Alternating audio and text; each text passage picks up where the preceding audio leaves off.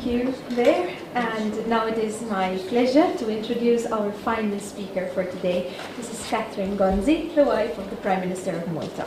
A teacher by profession, Mrs. Gonzi is renowned for her involvement in the social field on a local and international level. This includes Mrs. Gonzi's ongoing support for NGOs, breast cancer awareness issues, hospice, education, children's care, the family, women's general health, mental health, and the environment. Today, Mrs. Gonzi is chairperson of the HSBC Foundation, patron of the Malta Parkinson's Disease Association, honorary chairperson of the Malta Autism Parents Association, honorary president of the Mental Health Association, and honorary member of the National Council of Women.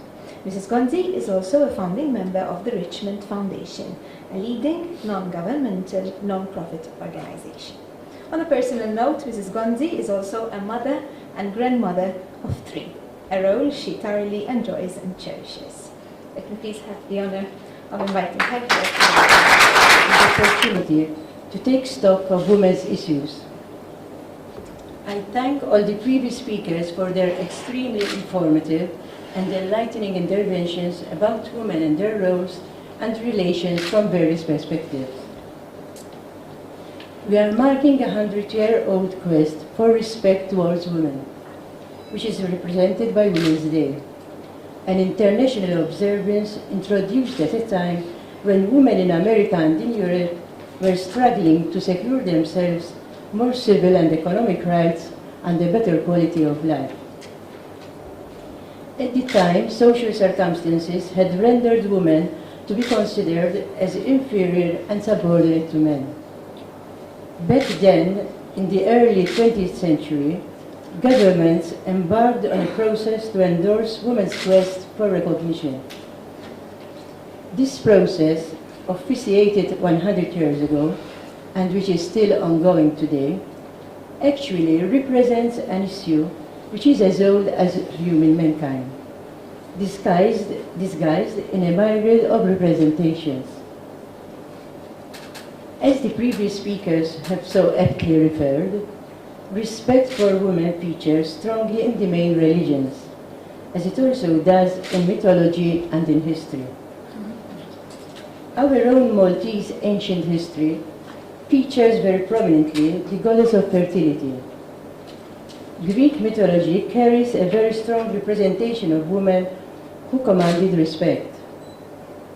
The Christian religion conveys a strong message of respect towards women, particularly in the New Testament. Jesus specifically refrains from stoning the woman when society would have condemned strongly because of her actions.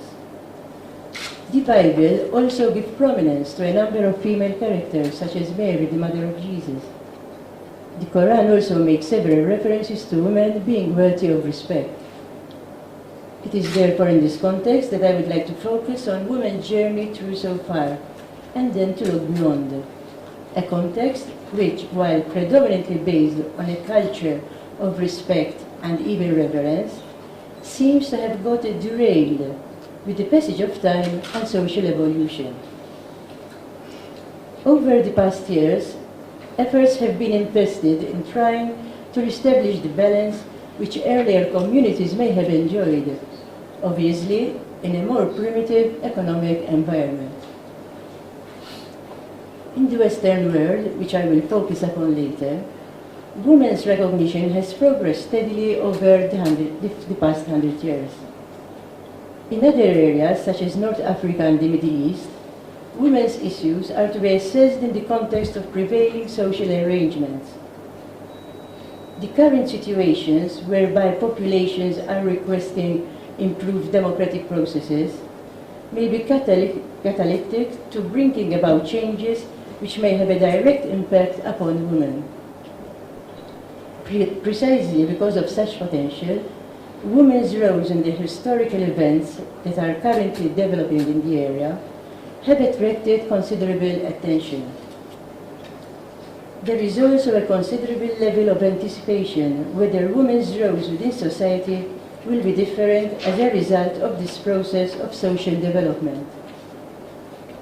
A group of female senators in the United States have urged that the new administrations in these countries will allow appropriate space for female representation, improved education, and involvement of women in decisions that concern them. In following the reports of events as they evolve, I was very interested to note a dichotomy, if one may call it that. The way women are expected to appear in public and their behavior, and the freedom some of them have acquired through education and the use of technology, at times seem contradictory.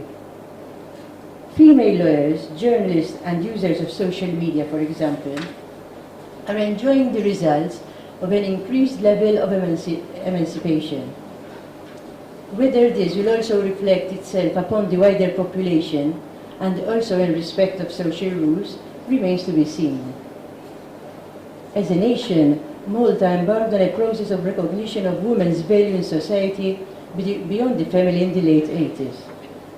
Significantly later than our Northern European counterparts, yet the progress in Malta registered in a short time was very significant. However, our efforts, enhanced further by our membership in the European Union, have provided us with specific direction. Significant changes has been registered primarily in terms of participation in the labour market, work-life balance, and in some specific aspects also in education. Exposure to the media hastened the process. The number of female university graduates has surpassed men. Stereotypical career streams have practically been neutralized.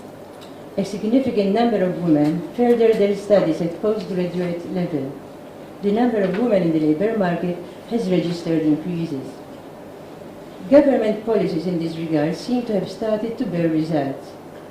In principle, as a country today, we reflect the achievements of the Western world.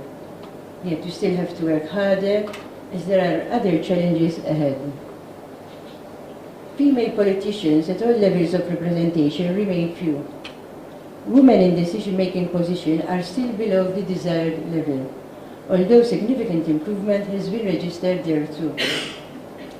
With flexibility and family-friendly measures, women are better assured of a career progression within the public service, and the opportunity of reaching the higher echelons of the public service has increased.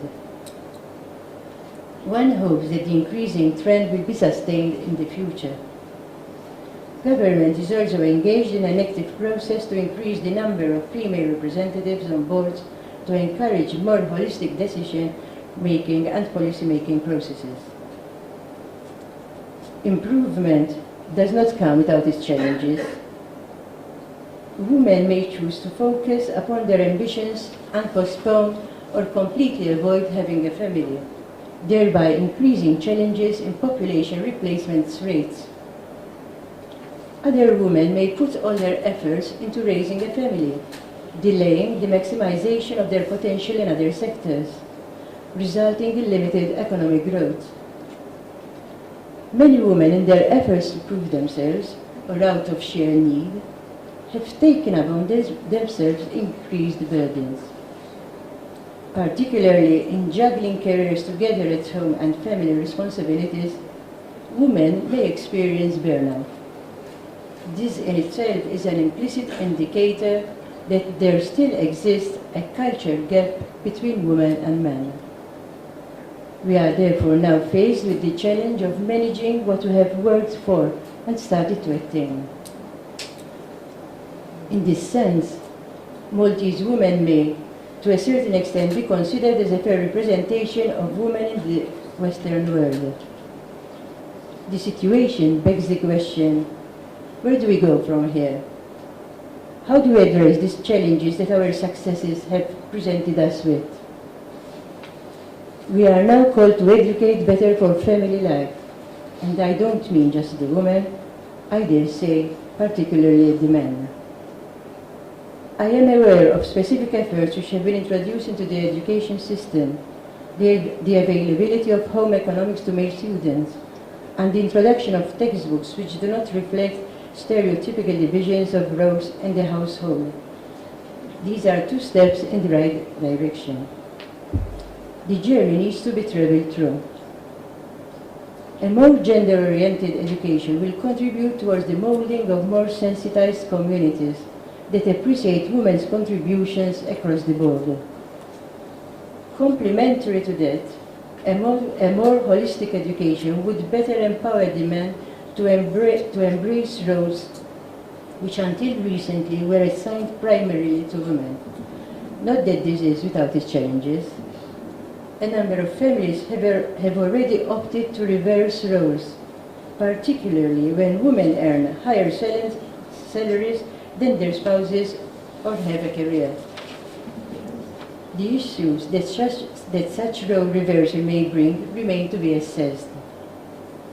In reality, every part of the globe still struggles with women's issues. They are not the same issues the world over. In those areas where the traditional challenges to equality have been more or less overcome, new issues present themselves. Educated women, when they vow to contribute towards their society through a career, while at the same time forming a family, face issues together with their partners which require new forms of action. The challenges in establishing a balance between work demands and family responsibilities started off as a woman's issue.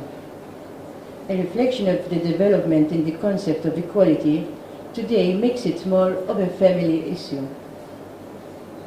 Men have taken up, to some extent, the idea of having an amplified role within their family, particularly in those families where the women earn as much or even more than the men. And these are a few positive examples. Governments, political parties, and decision-making bodies, which are still predominantly constituted of men, need to appreciate the different, albeit complementary contribution that women can make and embrace female participation. We are therefore at a point where it is due for us to take stock. Looking back, we ought to be proud of our achievement, and I must say, over quite a short span in our country. However, we need to question thoroughly whether we can be content that what we have achieved is enough. Rather, we need to constantly question the ways in which each society can evolve to sustain the respect to its members, both women and men, in their quest to live in harmony and contribute towards a better quality of life for all. Thank you very much for your attention.